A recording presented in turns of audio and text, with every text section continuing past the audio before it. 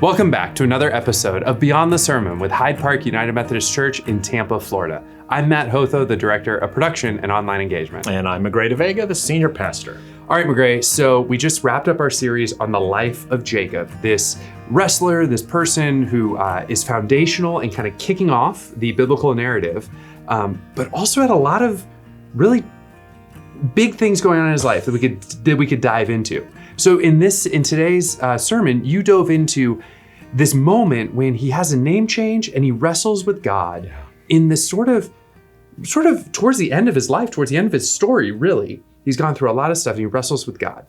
But you helped us look at the story in a different way in your sermon. You said maybe he's not wrestling with some metaphysical angel or God in God's self, but maybe he's wrestling with himself. Yeah.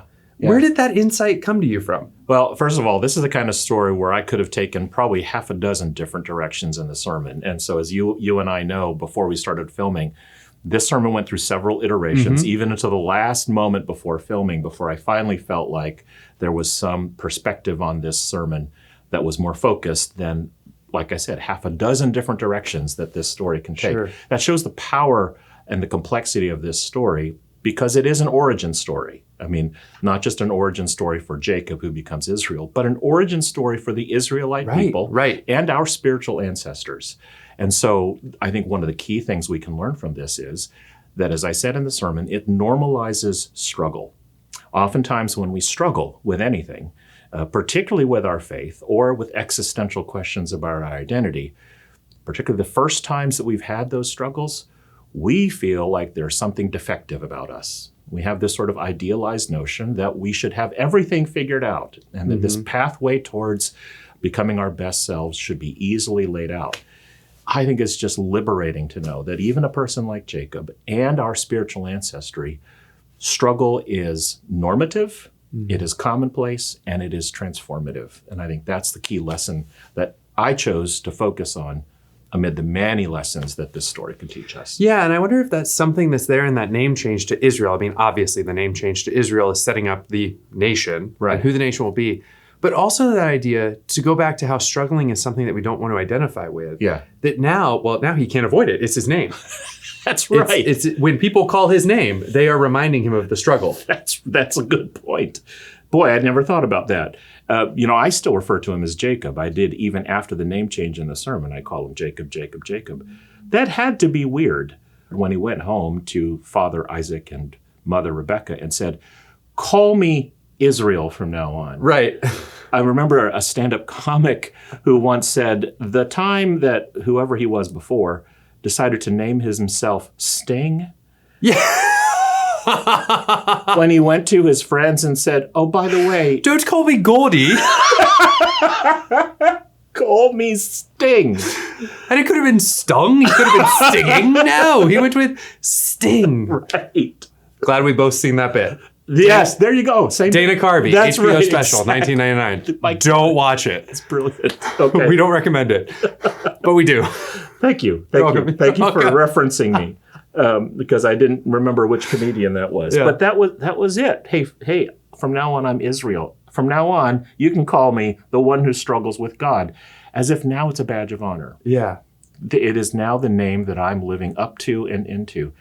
And that's a really powerful self-reflection, self-revelation about how normative struggling can be. And I think that can be a really cool thing to think about. So I have two interesting stories around names. One, Jackson, my 8-year-old, is going through a phase right now where he will not call me Dada. Okay. He calls me Matthew Hotho.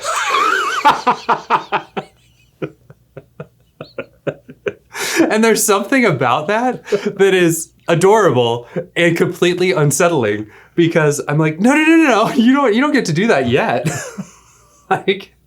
That is so cool because there are times when I'm on a text exchange with Grace and Maddie about some really weird, mundane thing, and I'm just venting about something in the world or that's happening, and Grace or Maddie will text our group chat and say, "Magrey is popping off right now." Yes. Or something like that. Yeah. And it's just that kind of self-referential third person kind of look on myself that just is really funny. Yeah. I find that helpful too. Yeah. And then something that I think is a bit more poignant and maybe connects with what Jacob is talking about is after I came in second last year at the adaptive CrossFit Games, and even the year before when I came in fourth, my coach said to me when I walked back into the gym, he goes, "Hey guys, Matt's back. He's the fittest adaptive athlete in the United States."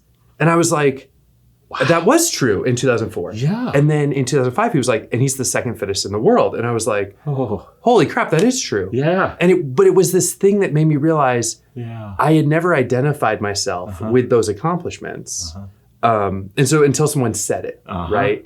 And so I wonder if that's also what's going on in Jacob's story is Jacob didn't say, "I'm changing my name." Someone else said to him, right, "Your name is now this." And then he had to own it. I think there's a typical developmental trajectory for us when we're young adults, where we are trying to define ourselves according to what other people say about us. I mean, our school system is based on being evaluated by grades, by teacher comments. We live that way with our parents who guide us. They shape us with their wisdom. And so for a long time in the early part of our development, we see ourselves based on how other people want us to see ourselves. There's always this watershed moment. And it probably happens at different stages of people's lives when suddenly we start hearing the internal voice, the voice that tries to define who we are within our, what I've been calling our truest and best self. Yeah.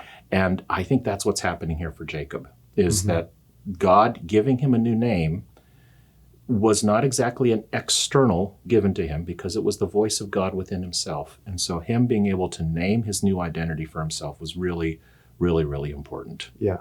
So then earlier in the sermon, we kind of jumped actually like the midway point of your sermon, but you really opened the sermon with talking about the idea of wrestling. Yeah. And the idea that like there will be nights when we're asleep, right? I mean, that's part of Jacob's story, right? He fell asleep and then the wrestling started. Right.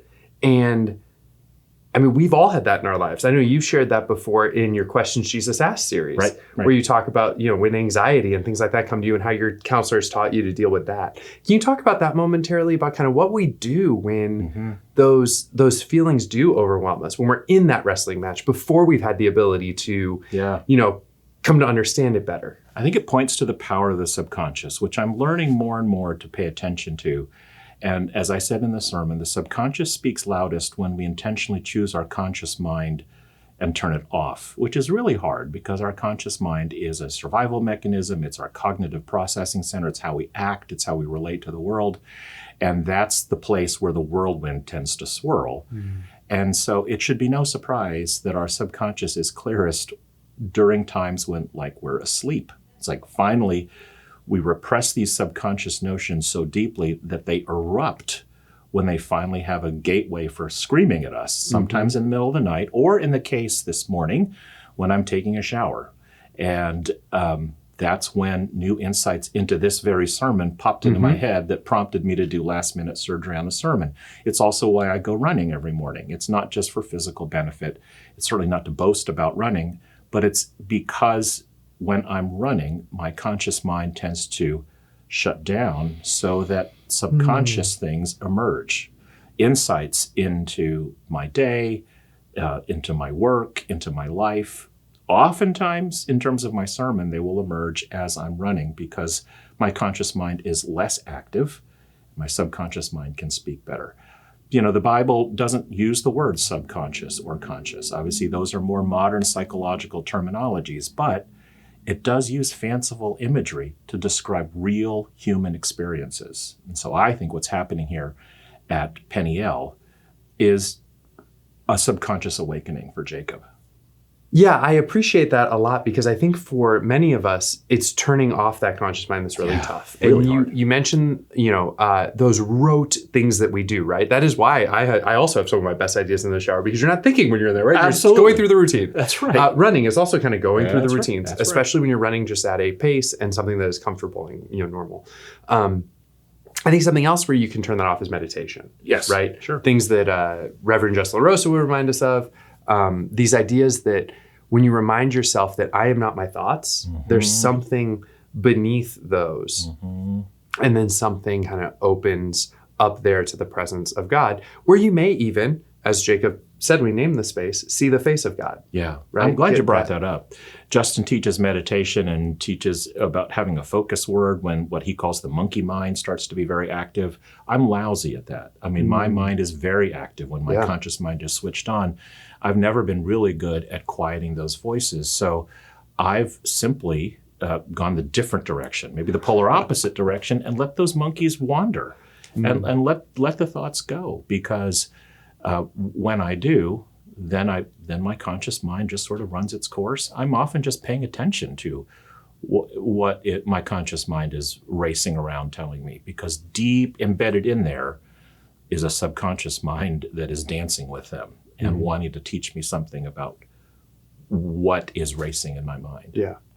Well, finally, as we wrap up, I think we were reminded, even at the end of the scripture reference, that the texts we were dealing with over the last 4 weeks are ancient and wild and uncontrollable. Yeah. Because the story ends with, and Jacob, after that, walked with a limp, and that is why we don't eat the tendon that's attached to the hip bone. I'm so glad you brought that up, because that is one of those aspects of the story that hit the cutting room floor. That's a sermon in and of itself. Yeah. That we emerge from these struggles different and sometimes wounded. And even those wounds can be benchmarks, hallmarks of the virtues of struggling. And we could go on and on and on about what limps do we have, and as a result of these. I'll start. Well, I'm just kidding, because I have one. Spiritual, fair. metaphorical, sometimes literal. Congenital. Congenital. We're going to turn this segment over to Matt to do some self-reflection on the wounded hip sockets. No, but I think, of our spirit. the other thing that I do think makes this story wild is the sense that, we are reading ancient texts. I think that's what I was pointing at there, right? Yes, of course.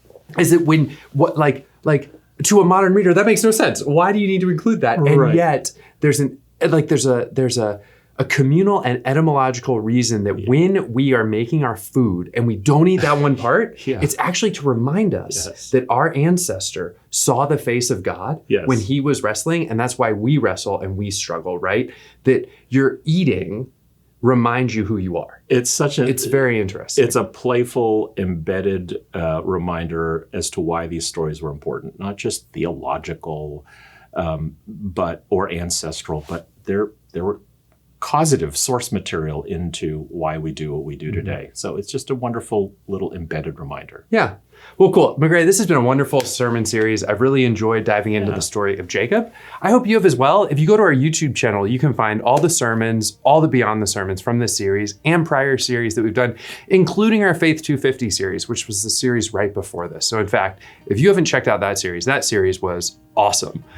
Share it with a friend, send it to someone who needs to hear it, because I really do think the way we're talking about faith, doing faith, seriously, cognitively, is something that someone you know may actually need to hear.